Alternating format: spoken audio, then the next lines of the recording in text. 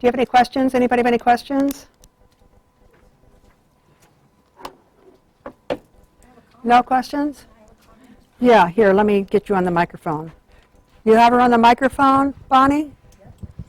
This is my comment. She's my daughter. She's my eldest of 6 children. And I'm very proud of her because she's been through a lot. Many different kinds of things, which she hasn't even gone into. But she's been through a lot, physically, emotionally, and everything. And she's come out beautifully. And she's done very, very well, and I'm very proud of her. Oh, thanks, Mommy. That's very sweet. Well, that was nice. I have a question. If you could touch on the difference of causation and correlation. So when you were talking about the donuts leading to the disease, where there's cause and effect, but there's causation is not always correlation, or causation is not correlation. Can you talk something about that? I don't think I understand the question. No. So. Yeah. Do you? No. No. Okay. Let me think about. Now, how do framing donuts that cause question. inflammation? Is that the question? Is it causing inflammation, or is there a correlation with eating the donuts and influencing an effect? I don't want to say effect, but Okay. Well, do you see what I'm saying? Kind of. well, I think. So what I'm going to say is, how do donuts connect to, and what do they cause? Okay, first of all, donuts are flour and sugar and fried, okay? So those things are all inflammatory. So eating those things causes an inflammatory cascade in the body systemically. And since your brain is part of your body, it's going to be causing inflammation in your brain. So you might feel great after you eat that donut because it's got a lot of sugar in it, so you have the rush. But you will crash afterwards. You will feel fatigued afterwards, and you will be creating a systemic inflammation in your body. And when you have a systemic inflammation, you have a brain inflammation. Remember, brain is anxiety and depression. And then you feel like, I need to do something to feel a little better. What can I do? Gee, that wine looks really good, or, that kind of thing. So does that make sense? Yeah, so to clarify that, so with the causation correlation thing, is we can always look back and it's asking the question, what really is causing? Because like you said, there's a big network of different factors involved. So is it's never really just one thing, right? No, it's not. Right. No. Okay, so what other elements might be involved? Okay. So what I think you're saying is it's not just eating a donut, but why does the person want to eat a donut? Okay, maybe they want to numb out. You know how people eat ice cream, entire half pints and quarts of ice cream? They just want to numb out. They want to numb out because they aren't happy, they aren't feeling good, they're anxious, they're worried, they're bored, they're lonely. So they want to numb out. So eating foods that aren't good for you, even though you know they're not good for you. How many times have you heard somebody say, I shouldn't be eating this, I know it's bad for me, but I'm going to do it anyway?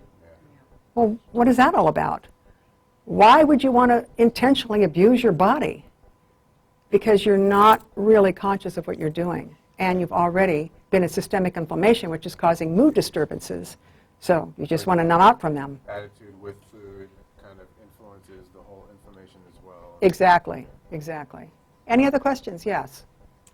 Talking to the mic, please. Yes, I thought it was very interesting about the connection between the gut and the brain. Yes. My question is this: if one individually, specifically an adolescent, has a very poor diet, is addicted to marijuana and or other substances, is not eating well, not sleeping well, not being not taking care of themselves, as you pointed out, what usually takes place with addiction.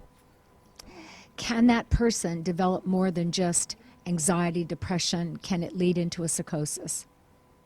Yes. Okay. Yes, it can. A very important point you brought up. First of all, a young body has ability to adapt better than an older body, okay? Because we all ate a lot of crap when we were kids, and we're still here. I mean, they ate a lot of food out of cans and, Hellman's mayonnaise, or whatever those disgusting desserts were that they made Jell-O, and then there was a layer of Hellman mayonnaise, and then there was maraschino cherries, and it's like, oh. But you know what I'm talking about, right? Yeah. So, but when you're younger, your body can adapt a little better. But in answer to your question, a person has to want to get better. They have to want to heal. And the problem and the downfall is someone will say, I just want a pill. Well, I'm sorry, it's not just a pill. You don't have a deficiency of whatever that pill is. Your body is out of whack, and you've got to get your body back in whack. I tell people, I'm the coach, you're the player. It's like this is the Olympics. You want to win, you got to work. You want to work, you're going to get well. You don't want to work and you want me to do everything, it's not going to work. You're not going to get well. So that person, that young person, has to hit bottom to a place where they're like, that's it. I'm sick of it. I want to get better. What do I have to do? I'll do anything. And what I ask them to do is not that big of a deal. It's just a matter of thinking about things differently and incorporating different ways of living. Yes? Yes, you do, because she needs to record it. Yeah, it's just going into Can that. you hear me? That's why. Yeah, It's yeah, it's just going into the video. First of all, I want to thank you for coming out and presenting. I missed a little bit of it, so I don't know if, can you actually give some technical applications that people can use at home on their own, or let's say they completed a treatment program, they don't have access to a therapist or whatnot, and they're just sitting at home and they're feeling anxious and they're processing a traumatic experience. Can you give us some actual techniques that they can use at home? Sure.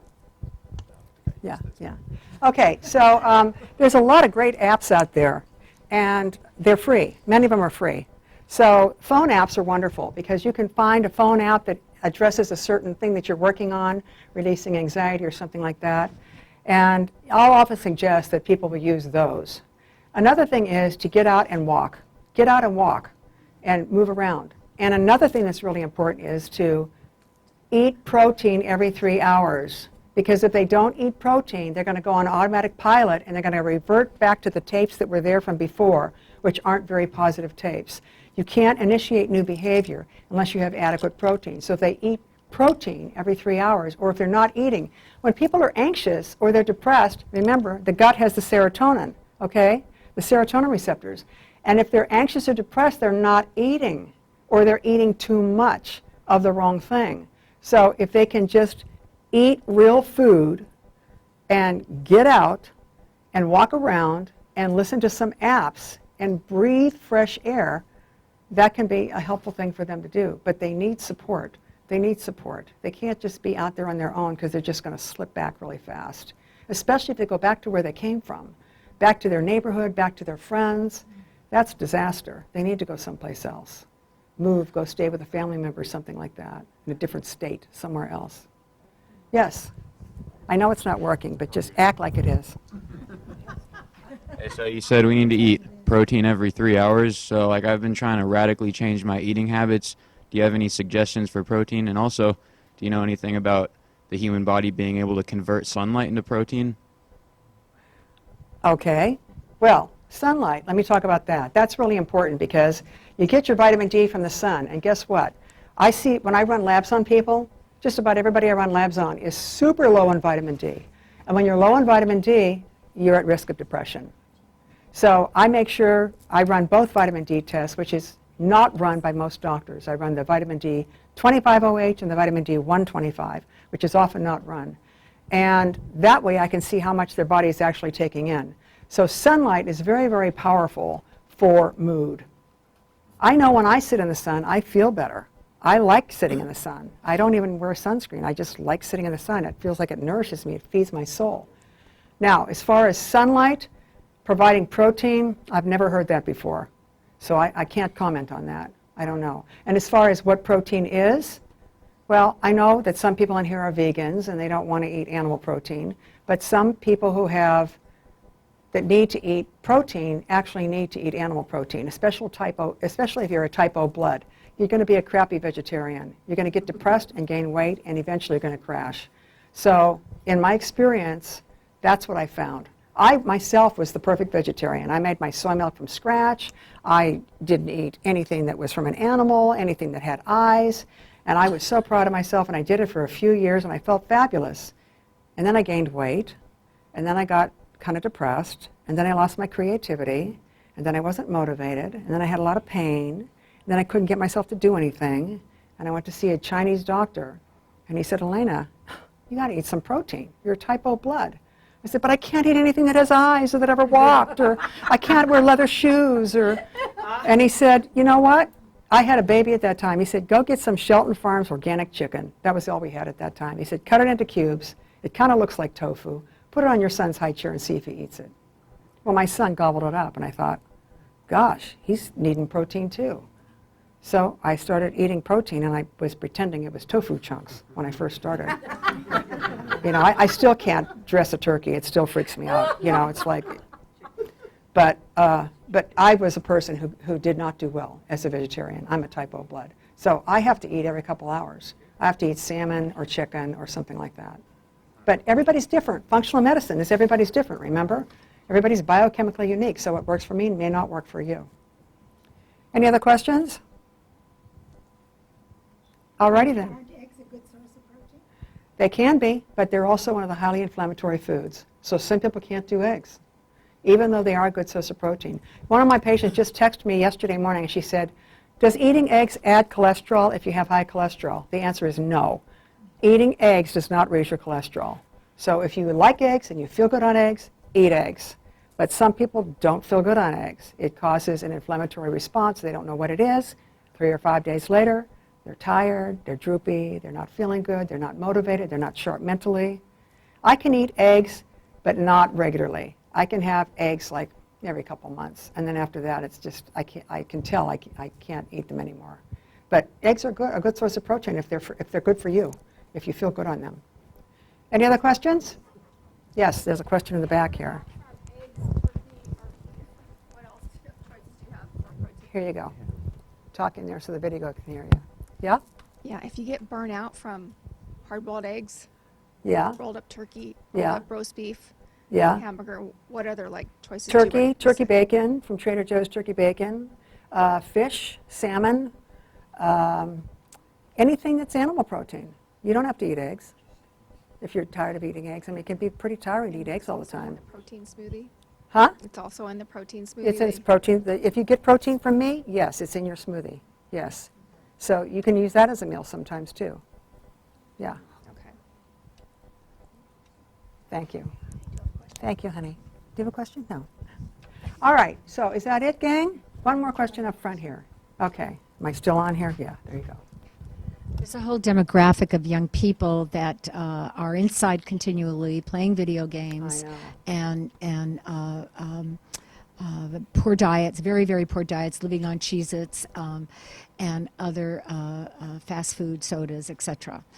Would those particular individuals be candidates for low vitamin D and Yes. anxiety and depression? Yes. Yeah, watch them play a video game. See how they fight with each other. Our kids used to have a video game, Super Mario Brothers. Remember when that was out? Yeah. They locked themselves in their bedroom, dark shades all day long. They'd scream at each other. They'd fight. They'd be punching each other. They'd come out of there with bags under their eyes. They were a mess. You know, when that video machine broke, we never fixed it because then they started going outside and riding bikes, and the bags under the eyes disappeared. But they're your kids. You're in charge. You're the parent.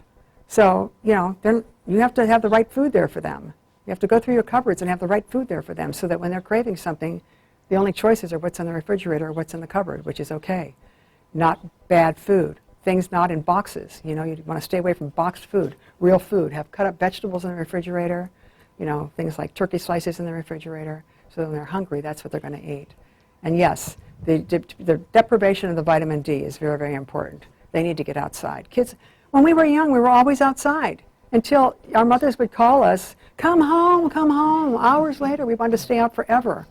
You know, kids don't do that anymore. They need to get out more. And do it as a family. Take your kids out as a family. They're not going to go on their own. Anything else? Bike riding is the best thing because you get exercise and you get sunshine. What is? Bike riding. Bike riding. Riding a bike. I rode a bike every day from the time I was 12 years old till I was 18. Yes. My mother is going to be 89 next month.